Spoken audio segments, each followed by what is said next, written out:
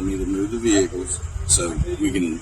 Okay guys, so there's a lot of flashing lights and also some drama in this video, so you've been warned, but I'm really excited because this video is very near and dear to my heart because we're starting the video off in my hometown of Circleville, Ohio, where we worship pumpkins. Yes, you heard me right. We worship pumpkins. Every year we have this gigantic festival called the Circleville Pumpkin Show, and everybody and their brother shows up to look at pumpkins. We have pumpkin everything, and people from all over the state bring their gigantic pumpkins in to see can anybody grow the world's biggest pumpkin. We also hold the Guinness record for the world's largest pumpkin pie. I don't know if you understand this, but everything's pumpkins. Anyway, this is the festival that I park cars for typically every year because over 400,000 people show up. The last estimate I saw said there's closer to 600,000 people, and we've been charging between $5 and $15 per car to park on this 23 acres property that I have. Granted, it's a little higher now. And what's so cool is so many people come to the pumpkin show and they make money. Some people, this is the only thing they do over a 1-year period to produce income for their family or their business. And it's just insane because the town of 13,000 explodes to a population of 500,000, almost the same size as the capital of Columbus, Ohio. So hopefully I am stating things here. It's absolutely huge.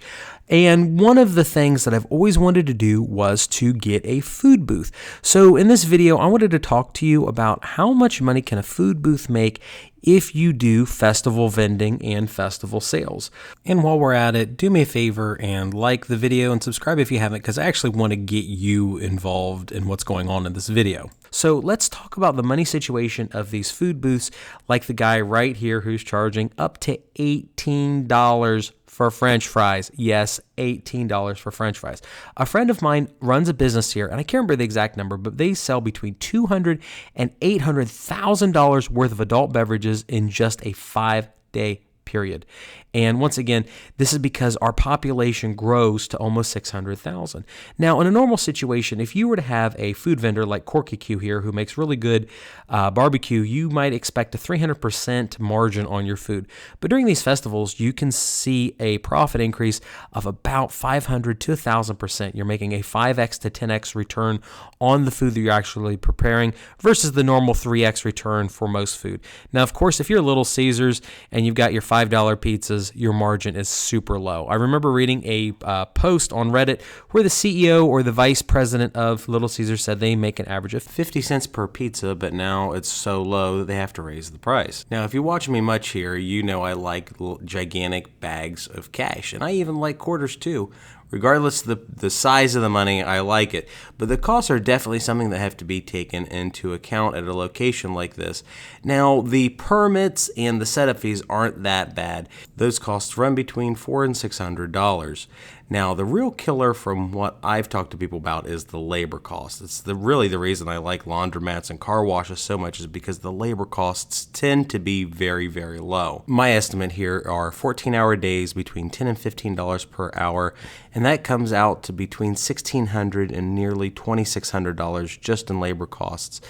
Now, I realize the costs keep adding up, but a lot of people in town sell all their possessions so they can go to the pumpkin show. I'm no different. Here's the check for my house. Here's for me going and cashing it at the bank so my kids and wife can have fried cheese. Now, food isn't the only thing that you can sell at a festival. You can sell entertainment. This cane game has been here at the same place since I was a kid. I think it's been here since the 70s, and it's kind of a tradition.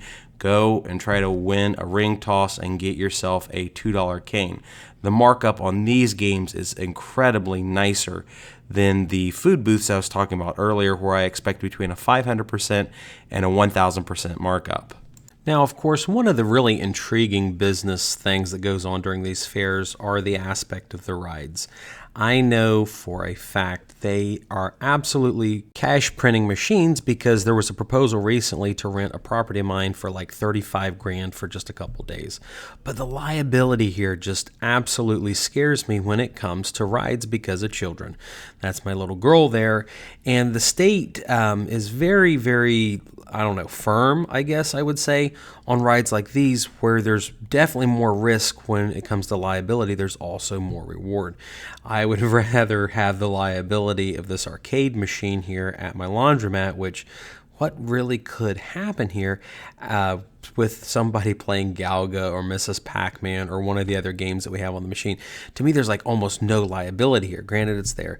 Compared to these big giant rides like Starship 8000, really this is a rebranded Gravitron because the company went bankrupt in the 80s, but it brings back childhood memories.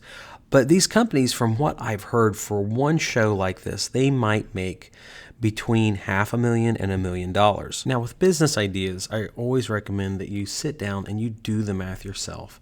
So when I throw out between like $500,000 and $1 million number for revenue, you've got to look at the demographics and statistics of your local area and actually put some math to it.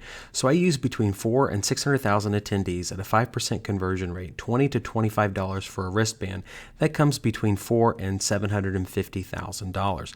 Now, statistically speaking, our area is about 20% children, so that conversion rate could be higher. That's just 1 out of 4 kids wanting to participate. It could even be higher, but once again, the liability of a monster like this scares the heck out of me, so I'll go back to washing cars or food booths. So having said all this, I want your input on what kind of business would make sense to do at the local festival, the Circleville Pumpkin Show, because I would love over the next year to brainstorm a couple business ideas, document them here on the YouTube channel, and then anybody within a car drive of where I live could come and see the business play out in real life in all of its own pumpkin glory. And heck, we could sell pumpkins. I knew a guy that did nothing but sell pumpkins on one Friday and one Saturday out of the bed of a pickup truck, and I kid you not, he made $2,000. Even better, that was 1991 that he did that. So with inflation, that's like 20 grand. So here's the 3 ideas that I've got, and you can like them or not. Give me your feedback, but the number 1 would be doing something related to food.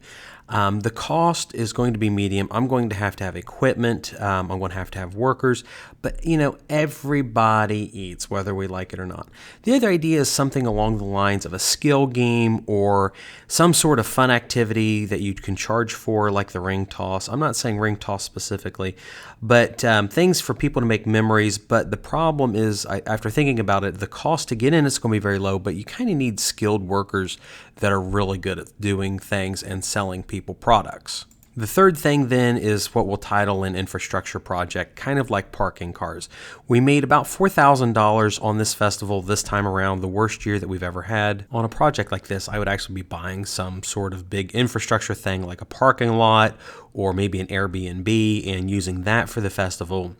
The cost is going to be very high. The risk is going to be low. And I'm kind of turned off because I want to do something that anybody could do.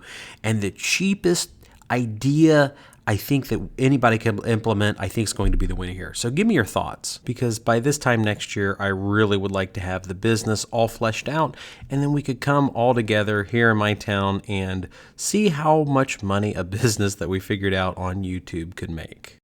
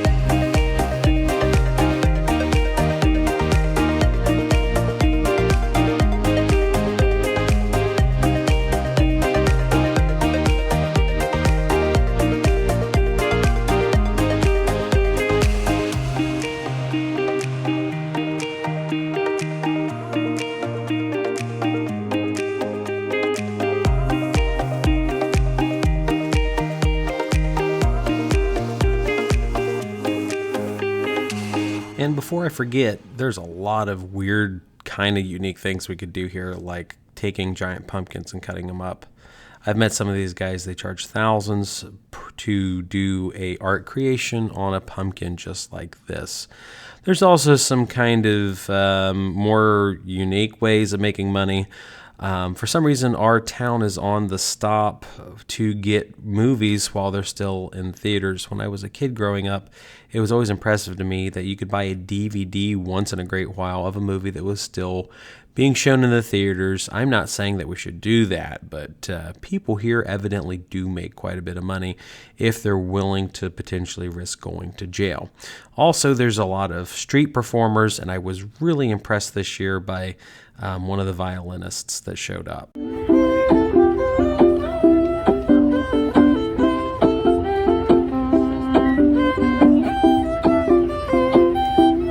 Thanks for watching, guys. Once again, this is Brandon with Investment Joy. Make sure that you like and subscribe and post your comment of what I should do. I forgot to mention the neighbor that does not own the parking lane where we park cars brought out a couple pickup trucks and a dump truck to block us from parking cars for the festival.